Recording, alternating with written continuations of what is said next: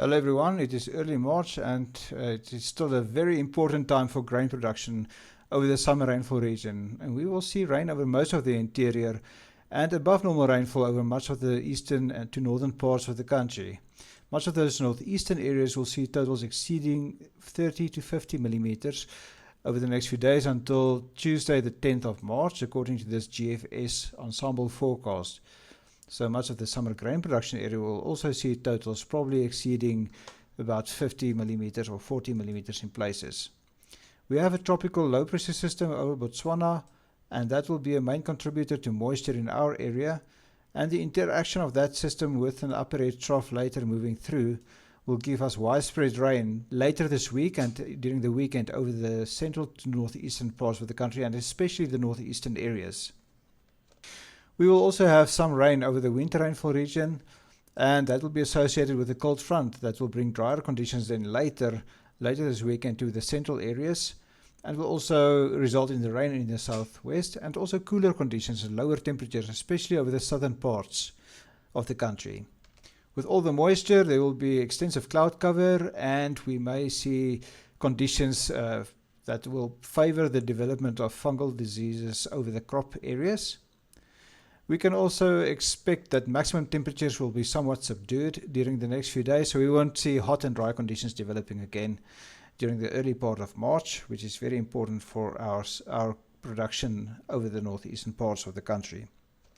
Also, because there will be lots of tropical moisture, we will probably not see such a large amount of severe weather or severe storms developing, so much of the thunder showers that we will see will not have a tendency to become severe during the next few days. Unlike what we saw during January and February, where many of the storms became severe because we saw those Highveld type storms with a very much uneven distribution in rainfall. So during the next few days, the distribution of rainfall should also be a bit more even, as we will see more widespread rainfall conditions at times and also larger rain producing systems with higher totals.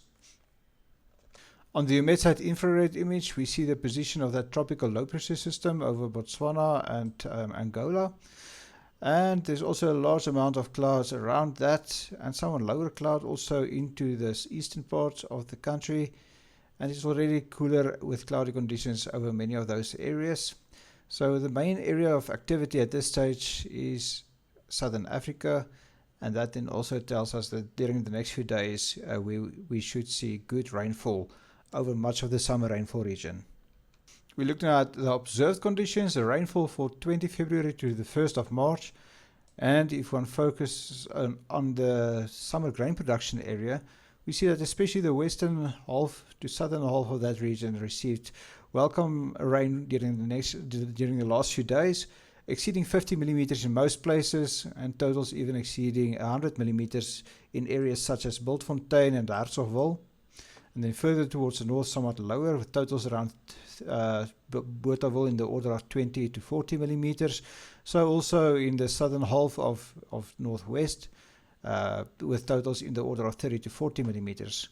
It was somewhat drier towards the northeast. In Mpumalanga, the totals mostly ranged between 10 and 40 millimeters, with somewhat better totals around the Bethal-Middelburg area. But then further to the east, also a bit lower. So large parts of Mpumalanga and into Gauteng received less than 30 millimeters during the last 10 days or so.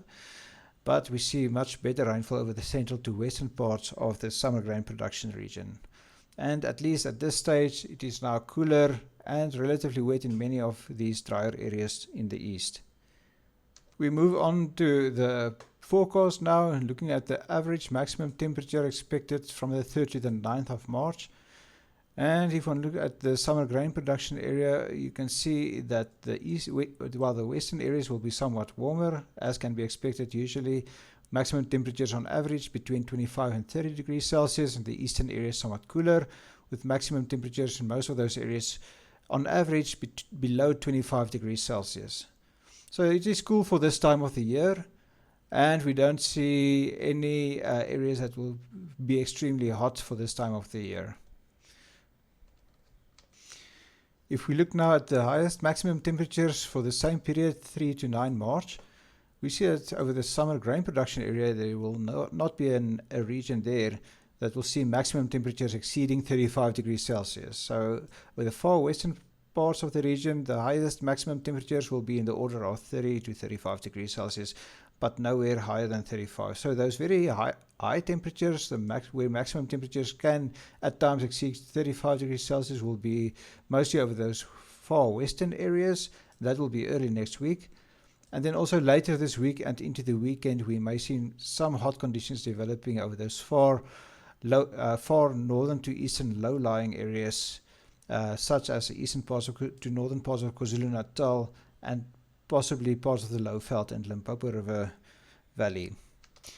We look now at the conditions on a day-to-day basis. We start on Tuesday the 3rd through Wednesday and Thursday this week, at the top for rainfall and at the bottom for maximum temperatures.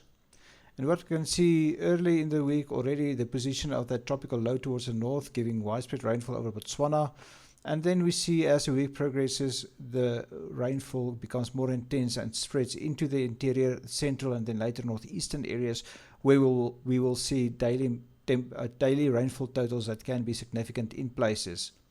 We also see that by Thursday we will have some frontal activity in the southwest, resulting in showers there and also bringing cooler conditions over those southwestern parts of the country where it will be somewhat warmer earlier. By Wednesday, there will also be some hot conditions developing over the central to or northwestern to southeastern parts of the country, and that will be ahead of the frontal system and will be the result of a northwesterly flow over that region. As the frontal system moves into the southwestern parts by Thursday, it will also become hot over those far eastern parts of the country. But generally speaking, most of the interior will see maximum temperatures in the order of 25 to 30 degrees Celsius and maybe a bit lower in some of those areas over the Highveld especially. So to summarize, during this period, it will progressively become wetter over much of the summer rainfall region during this week, with widespread showers and thunder showers expected by Thursday.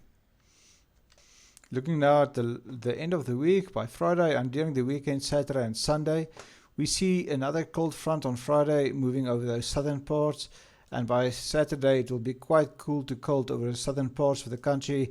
Some areas there will see maximum temperatures not exceeding 15 degrees Celsius, so lower than 15 degrees Celsius over some of those higher lying southern parts and also parts of the Little Karoo. So quite cold for an early March day. With the frontal activity in the south, we will also see maximum temperatures picking up over these far eastern to northern low-lying areas, as we should see somewhat of an offshore flow, which is typical when you have frontal activity in the south, which will result in maximum temperatures quite high during those 2 days in the far northeast. However, these cold conditions in the south will spread towards the east, so by Sunday we will see cloudy and cool conditions, windy conditions probably over the northeastern parts of the country with showers. Before that, we will see an intensification of the rainfall, showers and thunder showers over much of the central to northeastern parts of the country by Friday, and these will shift somewhat further towards the northeast, but still be quite intense in many places, with showers and thunder showers over those areas then in the northeast, while the cold front will result in cooler, dry air invading the country also as the upper air trough moves further towards the east, and we will see dry conditions returning to much of the central and western parts of the interior. Looking a bit further ahead, early next week, we will still see some showers and thunder showers over the interior, but it will not be widespread. So there will be some showers there, but it will mostly be dry over many areas. Much of the rain will shift towards the east and towards the north, where the widespread showers and thunder showers will continue, while it will be relatively dry over much of South Africa, with only isolated showers. That will result because of a high pressure system in the upper air and at the surface towards the east and south over these areas of the country, and also the southern parts, resulting in an easterly flow, which will give us cool conditions and cloudy conditions with light showers still possible over the northeastern parts of the country. However, because of that easterly flow over the country, over the interior, it will become quite hot over those far western and southern parts. So the Karoo and the west coast and the winter rainfall region will become hot early next week due to those easterly flows associated with a high pressure system towards the south and east. And generally speaking, these upper air conditions, while there will be low pressure systems probably towards the north, they are not conducive to widespread showers and thunder showers over the country, and rainfall will be more isolated. So much of our rain is expected during the later part of this week and through the weekend, but it will clear from the west, and by next week it will mostly consist of light or isolated showers and thunder showers over the interior, so much drier early next week towards the middle part of next week, while most of the action will shift towards the northeast. With that cold front moving through, we may see some low temperatures over the higher lying southern to southeastern areas, and over those areas marked there we can see minimum temperatures lower than 5 degrees Celsius between 3 and 9 March. So these lowest temperatures during that period will happen on Sunday and Monday morning, and there is a slight possibility of light frost in some of those areas, with the cold front having moved through on those mornings, when temperatures will be lower than 5 degrees Celsius on average over those areas, and even lower over Lesotho and the surrounding areas. So we may see some light frost in some of these areas, where temperatures over Lesotho even may fall below 0 degrees Celsius, and the areas surrounding Lesotho may also see light frost. So only in those areas that are really frost prone, we may see some light frost during that time, following the cold front that will move through during the weekend. So some of those far eastern areas will also include the far eastern parts of the summer grain production region, where we could see light frost in isolated areas. Looking now at the large-scale picture according to the Madden-Julian oscillation, we're looking at areas of convection and suppressed convection along the equator. And through much of the January-February period, we saw a lot of convection over the Indian Ocean area and drier conditions developing over South Africa. However, recently the area of enhanced convection shifted further east, and we can see now it is located over those areas around Indonesia and Australia. So that is a bit more favorable for us for rainfall, especially when we see suppressed convection developing over much of the Indian Ocean during this month. So large-scale picture is now less unfavorable, and we already see a bit better rain also over the northern to eastern parts of the country. These pictures or the images are the forecast going in time until later this month for over a 15-day period, so around the 18th for this last map, starting around the 1st of March on the top map. So in general, conditions concerning large-scale patterns quite positive now, or less negative than we saw earlier for rainfall over the northeastern half of the country.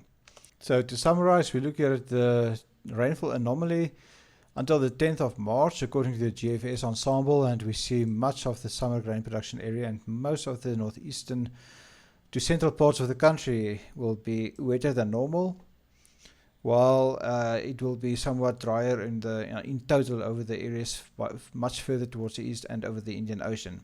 So we can expect this anomaly because we know that we should see quite a lot of rain during the latter part of this week and during the weekend over these northern to eastern parts of the interior.